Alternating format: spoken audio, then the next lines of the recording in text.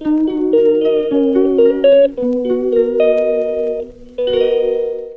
Everyone, welcome back to my channel. কেমন আছো তোমরা? আশা করছি তোমরা সবাই খুব ভালো আছো। তো আজকে রাত হলেই আমার বার্থডে। তো সবাইকে কি করে কি না করে সব কিছু তোমার সাথে শেয়ার করবো। তোমার সাথে ভিডিওটা দেখতে হবে। আমার বার্থডে স্পেশাল আমি নেল আর্ট করেছি, তো সেরকম একটা ভালো হয়, তো তোমার সাথে শেয়ার করলাম। তো তোমরা ভিডিওটা দেখতে থাকো। আজকে রাত 12টা কী হয়, কে আমাকে প্রথম উইশ করে, কে কী করে, আশা করি কেউ কিছু করবে না, তবুও বলছি তোমার ভিডিওটা দেখতে। তো যেই বলা সেই কাজ, রাতে কেউ আমাকে উইশ করেনি, কেউ একটা কলও করেনি। তো সকালবেলা ঘুম থেকে উঠে গেছি, কি করবো, বার্থডের দিন একটু ভালো মুখে তো উঠতে হবে। তো আগে থেকে স্কিন কেয়ার করার সময় পাইনি, তো সকালবেলা একটু ফেস প্যাক ইউজ করে নিলাম, স্নান করে একেবারে রেডি হয়ে নেবো। আর আজকে আমি একটা বিশেষ জায়গায় যাবো। আশা করি তোমরা শর্টস ভিডিও দেখেছো আমি কোথায় গেছিলাম। তো চুল না শুকোতেই চায় না আমার, স্মুথনিং করে যাই করে চুল শুকোতে চায় না। ট্রেনের মধ্যে চুলে হাওয়া লাগাতে লাগাতে যাচ্ছি আমি, তো পাশে আবার গল্পও করছি যে ছিল তার সাথে। তো তারপর দেখো যাচ্ছি দাওয়া নিয়ে, আর আমি না কিছুই জানি না। আমি প্রথমবার গেছিলাম পুজো দিতে, কী করতে হয় না করতে আমি কিচ্ছু জানি না। একটু জুতো রাখার জায়গা ছিল না। লাইন দেওয়ার পর আমি প্রথমে ভাবছিলাম কি একটুখানি লাইন দেখো, প্রথমে লোক দেখা যাচ্ছে না, তারপর যেতে যেতে লাস্টে দেখলাম এত বড় লাইন, প্রায় কয়েক হাজার লোকের পেছনে আমরা দাঁড়িয়েছিলাম। তো দেখতে পাচ্ছ লাইনটা এখানে বোঝা যাচ্ছে না, আমি এখানে সত্যিই বুঝতে পারিনি মন্দিরটা কোথায় বা কিছু। আমি তো হেঁটেই যাচ্ছি, শুধু লাইনে শেষ করছি। তো শেষ খুঁজতে খুঁজতে একেবারে মনে হয় একদম 7 সমুদ্র পার চলে গেছি। তো এই যে লাইনের শেষে দাঁড়ানোর সঙ্গে সঙ্গে দেখি আমাদের পিছনে আর লোক চলে এসছে, ভাগ্যিস একদম ঠিকঠাক টাইমে এসছি। তো তারপর দেখো এই লাইনের প্রায় সামনে চলে এসেছি। এটা কিন্তু 1-2 মিনিটের ব্যাপার না, এটা কিন্তু প্রায় 2.5 ঘন্টার ব্যাপার। তো 2.5 ঘন্টা লাইন দেওয়ার পরে সামনে চলে এসছে, আর আমার গলা ভয়েসটা খুব খারাপ, একটু অ্যাভয়েড করো তোমরা।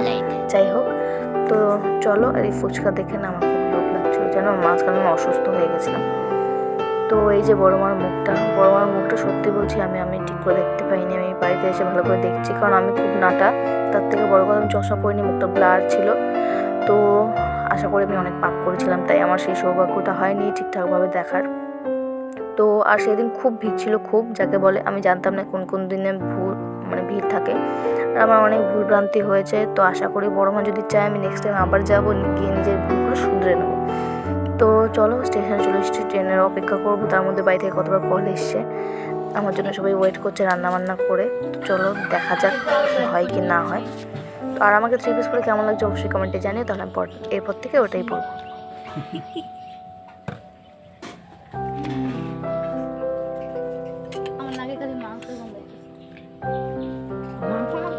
মাংস দিয়ে বেশি ভালো। আমি আই প্রথমে এলিগে আমি অর্ধেক থালা দিকে তাকালাম, কি রাঁধছে আগে দেখান। ডাল দিই এর মধ্যে।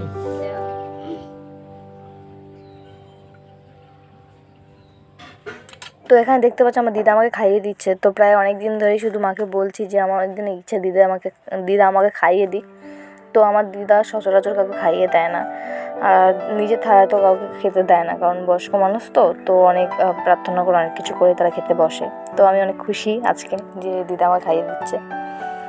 তো আমি ভাবছিলাম খুব অসুস্থ, খুব বাজে লাগছে আমাকে দেখতে, পরে দেখছি ভালোই লাগছে দেখতে। তোমরা কমেন্টে জানিও কেমন লাগছে। তো দিদাকে বলছি থাক আর খাওয়াতে হবে না, আমি নিজে খেয়ে নেবো, ছেড়ে দাও। তো মনের তৃপ্তিটা হচ্ছে বড় জিনিস। তো আমাকে খাইয়ে দিয়েছে, এটাই আমার কাছে অনেক। তো আফসোস থাকবে না। কী বলো তো, এই বয়স্ক মানুষরা যখন বেঁচে থাকে না, তখনই সব ইচ্ছে পূরণ করে নিতে হয়, কারণ দেখা গেল তারা আজ আছে কাল নাও থাকতে পারে, তখন আমার এই আফসোসটা থেকে যাবে সারা জীবন। তো দিদার হাতে খাওয়ার ইচ্ছাটা তো আমার সম্পূর্ণ হলো। তারপরে একটু ড্রেস চেঞ্জ করে একটু নাচানাচি করছি। তো একটু ঘুমানোর চেষ্টা করছিলাম, কেউ ঘুমোতেই দিল না, তার জন্য একটু গান চালিয়ে নাটক করছি, বসে বসে কী আর করবো বলো, আর নেল এক্সটেনশনগুলো দেখাচ্ছি। তো এখন রসুন ছুলতে বসেছি, সব কিছু প্রায় রেডি করেই রেখেছিল সবাই, তবুও রসুন ছাড়ানোটা হয়নি। তো বসেছি, আর এই ছোটো দেখতে পাচ্ছ শুধু শয়তানি ও জীবনে মানুষ হবে না, যাই বলো, স্পাইডারম্যান আমাদের। তো একটু কাজবাজ করছি, গান শুনছি আর ঝগড়া করছি। ঝগড়া না, আমার কথাবার্তা ওরকমই একটু তেড়াতাড়া কথাবার্তা, তো যেখানে সেখানে ঝামেলা বাঁধার মতো কাণ্ড হয়ে যায়। তো রেডিমেডি হয়ে আবার একটু ঘুমিয়েও পড়েছিলাম। তো মনটা ভালো লাগছিল না, শরীরটা ভালো না। এরা দেখছো আমাকে হাসানোর জন্য কত কিছু করছে, আর আমার না কথা খুব বাজছে, ইদানিং খুব বাজছে, আমার ঠান্ডা লেগেছে বলে কথাটা সব কিছু বেঁধে বেঁধে যাচ্ছে। আর এই দেখতে পাচ্ছ এর আবার ভোজপুরিতে মন জমেছে, যাই হোক গান খুঁজেই পাচ্ছে না, একই গান চালাবে। আর আমার কুকুর দেখতে পাচ্ছ নাচছিল, নাচতে নাচতে যে আমি ভিডিও ক্যামেরাটা অন করলাম তখন চুপ, মানে এত চালাক। আর এই দেখতে পাচ্ছ ভিডিওটা একদম মুখের সামনে দিয়ে করছে, যাতে আমার মুখটা দেখতে পাওয়া যায়। কেকটা মোটামুটি ভালোই ছিল, আর দুপুরবেলা কিন্তু আমি একটা কেক কেটেছিলাম, সেটা মানে তোমাদের সাথে দেখাতে পারিনি। তো সেই সময় আমার ক্যামেরাটা অন করা ছিল না, আর আমার খেয়ালও ছিল না। তো এখানে সবাই চলে এসছে, সব ক্যামেরা সব দিক থেকে দাঁড়িয়ে আছে আমার দিকে মুখ করে। তো কেক কাটিং হবে, পুকুকে বলছি পুকু আমার কোলে চলে আসো। তো পুকু চলে এসে আস্তে আস্তে টুকটুক করতে করতে ছোটো চলে এসে সব বাচ্চা কাচ্চা নিয়ে কেকটা আমি কাটলাম। তো যেহেতু তোমাদের বললাম খুব একটা বড় সেলিব্রেশন হয়নি, তবু আমাদের বাড়িতে কিছু হলে কমপক্ষে 30 জন আসবে, তো এটা হচ্ছে ম্যান্ডেটারি আমাদের থাকে।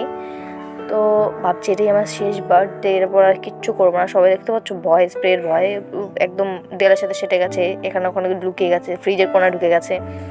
তো এই হচ্ছে, আর আমার দিদির মেয়ে কাউকে দেবেই না স্নো স্প্রেটা। তো এত এত মানে কি কেকটা আমি কাটিং করে নেব, তো এখানে সবাইকে দিতে হবে। তারপর সবাই খেতে বসে পড়েছে, সবাই এই ভিডিওতে দেখলাম, আমি জানতাম না এদিকে খাওয়া হয়ে সবাই পরে বলছে কেমন হয়েছে, আর কাকি বলছে দেখো আমার কি মানুষ, দেখো সেলিব্রিটি ভাব দেখো কেমন করে তাকিয়েছে, মনে হচ্ছে কি আহাগো বাইরে বলবে, এত ভয় এদের। তো আমার কাকার দিতে দেখো পুরো সব কমেডিয়ান লোক, একজন তাকাতেই পারছে না। তো এখানে আমার দিদিরা সব দাঁড়িয়ে আছে, সবাই খাবার দাবার দিচ্ছিল আমার বাড়িতে, আমি এসে বসে থাকি মানে মিনিস্টারের বেটির মতো। তো যাই হোক, সবাইকে দেখানো হয়ে গেল, এবার চলো আমরা খেতে বসবো। তো এই যে আমি একটু হাই করছি, আমাকে কি বাজে লাগছে দেখতে পাচ্ছি। তো আমি এখানে কিছু বলছিলাম, তার মানে আমি এখান থেকে চুরি করে খেয়েছি। এই সোজি টাকা মানে প্রথম খাইতেছে ওদিকে কেমন হইছে হেভি কোনটা বেশি ভালো হইছে ডিম না মাংস না বিরিয়ানি? আমি খেতে বসেছি ঠিকই, আমাকে খেতে দেয়নি। তো আমি এখানে নাচানাচি শুরু করেছি বাউল গানে, কিছু করার নেই। তো চলো দেখি কখন খেতে দেয়। আমার মুখটা দেখতে পাচ্ছ কি বাজে লাগছে, আর খুব রুগী লাগছে আমাকে, আমার গালে কালো কালো ওগুলো কিন্তু পটি না, ওগুলো কি বাজে লাগছে দেখতে পাচ্ছ। আমি এখন দেখে আমি বুঝতে পারছি কি বাজে লাগছে। তো তারপরে মেনুতে ছিল বিরিয়ানি, স্যালাড, ডিম মানে আলুও ছিল, আর চিকেনটা আলাদা করে রান্না করা হয়েছে। তো যাই হোক, যারা আমার শর্ট ভিডিও দেখেছো তাদের অনেক থ্যাংক ইউ। তো আমার বড় ভিডিওটা তোমরা একটু দেখে নিও প্লিজ, আর আমাকে একটু তাড়াতাড়ি সাবস্ক্রাইব করে দাও তোমরা, নাহলে আমি ফোন কিনতে পারছি না।